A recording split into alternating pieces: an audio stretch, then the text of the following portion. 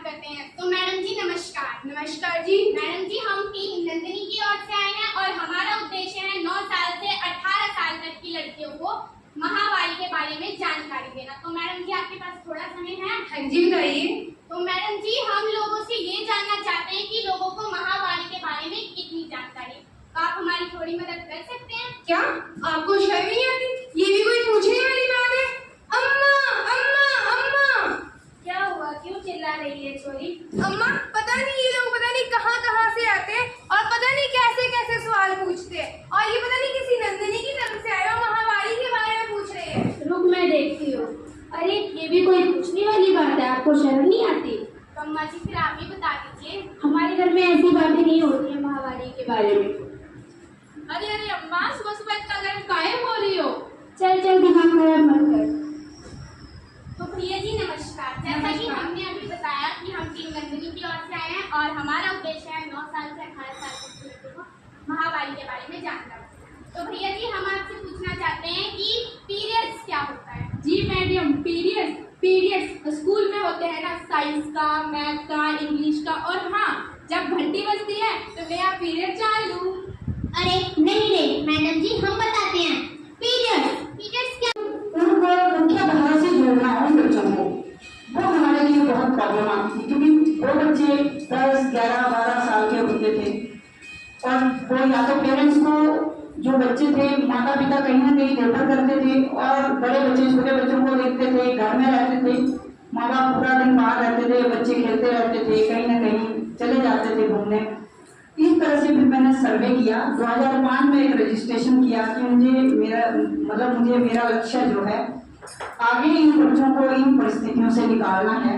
तो हमने छोटे छोटे कार्यक्रम शुरू किए, यहाँ पर मेरे साथ कुछ वॉलंटियर जुड़े और उनके साथ मिलकर हमने क्लासेस स्टार्ट करी इन बच्चों के लिए। उस टाइम मैंने देखा कोई 5000 बच्चे ऐसे आइडेंटिफाई किए जो स्कूल में नहीं जाते थे और उसमें फाइंड आउट किया कि बहुत बच्चे जो है छोटे बच्चों को देख रहे होते थे, इसलिए स्कूल नहीं जाते, छोटे बच्चे भी कहीं जुड़े हुए नहीं थे। ये चीज मुझे, उसके बाद हमने एजुकेशन पे शुरू किया। शामिल होने का आप लोगों ने मौका दिया। पहले भी मैं ऐसे 2 प्रोग्राम में शामिल हो सका।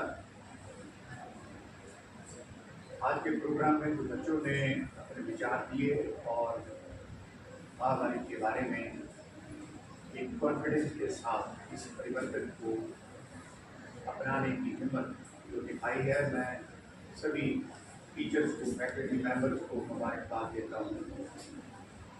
ये प्रोग्राम का नाम जो आपने रखा बहुत ही खूबसूरत है, लर्निंग एंड शेयरिंग। जब तक ज्ञान, विद्या, नॉलेज पहुँचाई न जाए, उसके बारे में जिक्र न किया जाए, तो समाज में परिवर्तन लाने इतने आसान नहीं होते। वर्तमान की ओर से मुझे बेहद खुशी है कि हम इस तरह के नोबल कॉज के लिए एक बहुत बड़े परिवर्तन के साथ जुड़े हैं। 2019 हमने इसमें NGO हिमालयन सोशल इंस्टीट्यूट के साथ हाथ मिलाया।